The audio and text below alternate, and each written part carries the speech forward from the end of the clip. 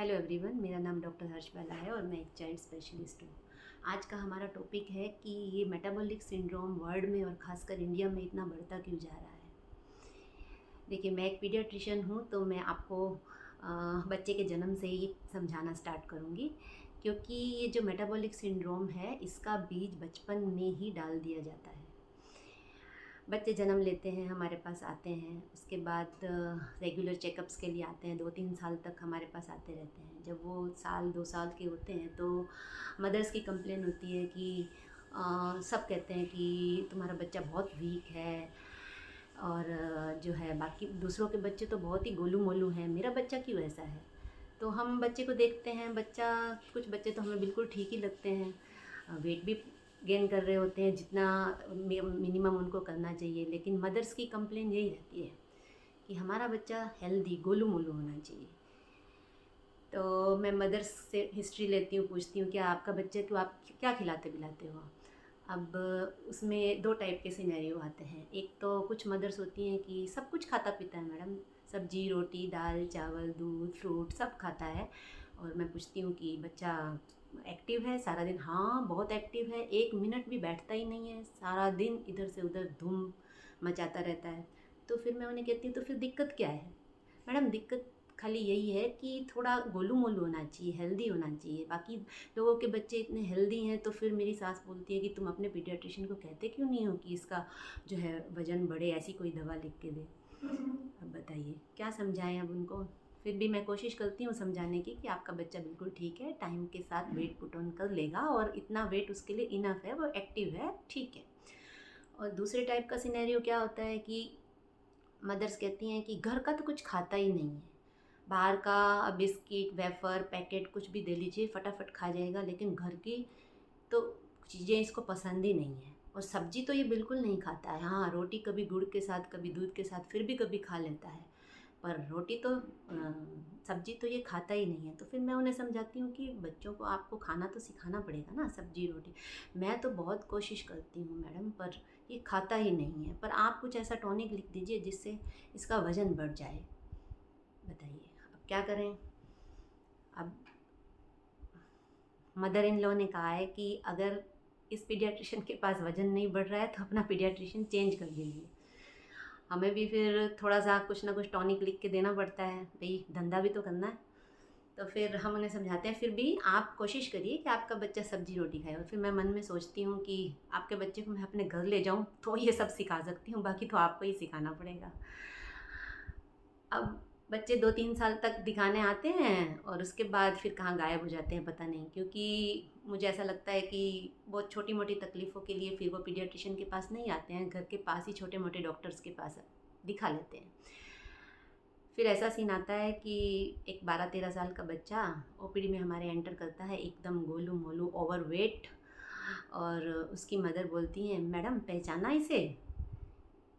ये जो है वही बच्चा है जो जिसके जन्म पे आप आए थे, जिसकी डिलीवरी के टाइम आप आए थे, फिर हम आपको दिखाते थे, मैं आपको बोलती थी इसका वज़न नहीं बढ़ता है, देखो अब तो इसका इतना वज़न बढ़ गया है, अब इसका वज़न घटाने के लिए मैं आपके पास आई हूँ।"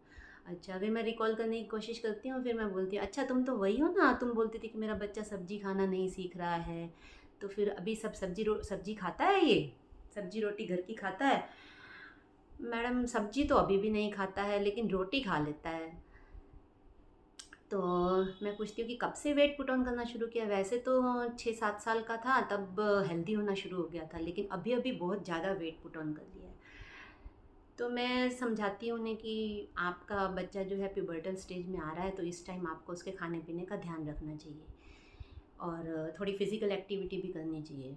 मदर बोलती हैं, "मैडम इसके पास तो टाइम ही नहीं है। स्कूल जाता है, ट्यूशन जाता है, फिर स्कूल का होमवर्क करता है, ट्यूशन का होमवर्क करता है, रात हो जाती है, सो जाता है। इसके पास टाइम ही नहीं है। अब बताइए अब क्या करें? आप कुछ ऐसा टॉनिक लिख दीजिए जिससे इसका वज़न कम हो जाए, ऐसी दवाई लिख दीजिए इसका वज़न, क्योंकि मैं बार-बार आपके पास नहीं आ पाऊँगी, क्योंकि अभी भी मैं आज इसके ट्यूशन की छुट्टी करवा के आई हूँ, ये इसके पास टाइम ही नहीं है। जब मैं पूछती हूँ अच्छा क्या खिलाते-पिलाते क्या हो इसको?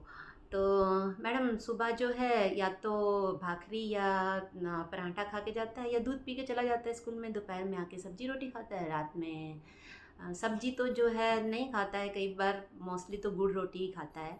और रात में फिर कभी मन होता है तो खिचड़ी खा लेता है, नहीं तो फिर इसको कभी मन होता है दूसरे तीसरे दिन पिज़्ज़ा खा लेता है, बर्गर खा लेता है, कई बार आइसक्रीम खा लेता है। और मैंने कहा, मैं पूछती हूँ इसके अलावा भी कभी बाहर का देते हैं? हाँ, सब्जी नहीं खाता है तो फिर होटल से इसको पंजाबी सब्जी मंगा के दे देते हैं, उसके साथ खुश होकर रोटी खा लेता है। लेकिन अभी इसका वज़न बहुत बढ़ता जा रहा है। तो मैं उन्हें समझाती हूँ कि आपको कुछ रिपोर्ट्स करानी पड़ेंगी, जिससे मुझे पता चले कि अंदर बॉडी में क्या हो रहा है, कि आगे क्या करना पड़ेगा। मैडम, इतनी विज़िट तो हम नहीं कर पाएंगे।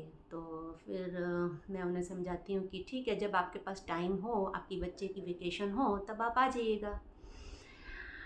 तो वो ये विज़िट करके चले जाते हैं। अब इसमें से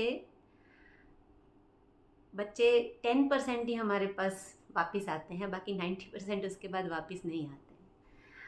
तो इस टाइम पे प्यूबर्टी के स्टेज पे 3 सिनेरियो हो जाते हैं। एक वो बच्चे जो बचपन में दुबले पतले थे, पर वो सब्जी रोटी घर का खाना सब खाते थे, और वो बड़े हो जाते हैं और अपनी प्यूबर्टल स्टेज को आसानी से पार कर जाते हैं, उनको कोई प्रॉब्लम नहीं होती है, उनको हमारे पास आने की ज़रूरत ही नहीं पड़ती है।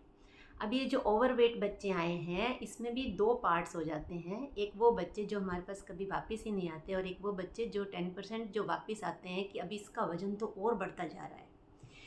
तो हम रिपोर्ट्स कराते हैं तो इंसुलिन रेजिस्टेंस की पिक्चर आती है, और कुछ में तो डायबिटीज़ ही आता है। तो हम समझाते हैं कि आप इसका वेट घटाइए और आप एक एंडोक्राइनोलॉजिस्ट को दिखाइए।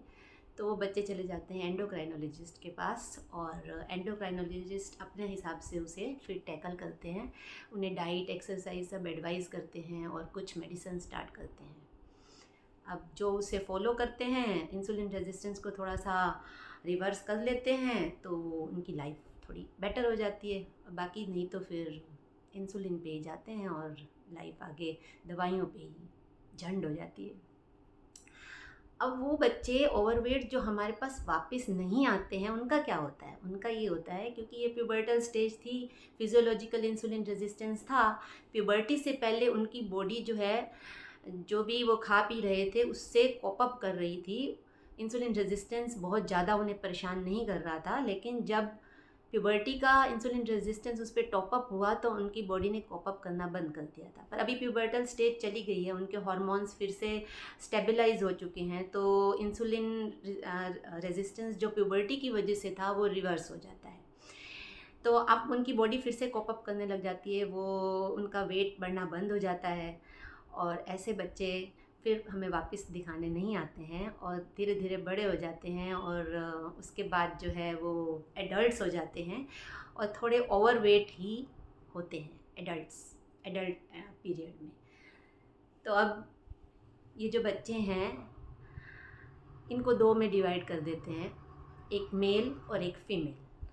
ठीक है, अभी फीमेल्स जो हमारे पास 10% वापस आती हैं, उनको पाया जाता है कि फ्यूचर में उनको फिर पीसीओडी हो जाता है, पीएमओएस जिसका नाम दिया गया है। और जो ये ओवरवेट होती हैं पर जिनको पीसीओडी डेवलप नहीं होता है, वो ओवरवेट ही आगे एडल्ट स्टेज में चली जाती हैं।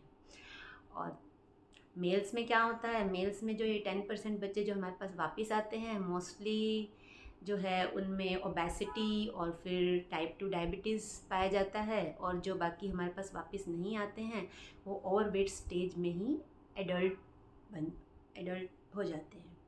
अब आगे एडल्ट्स होने के बाद इनका क्या रहता है वो मैं अगले वीडियो में डिस्कस करूँगी, क्योंकि इस वीडियो में ये बहुत लंबा हो जाएगा। Thank you.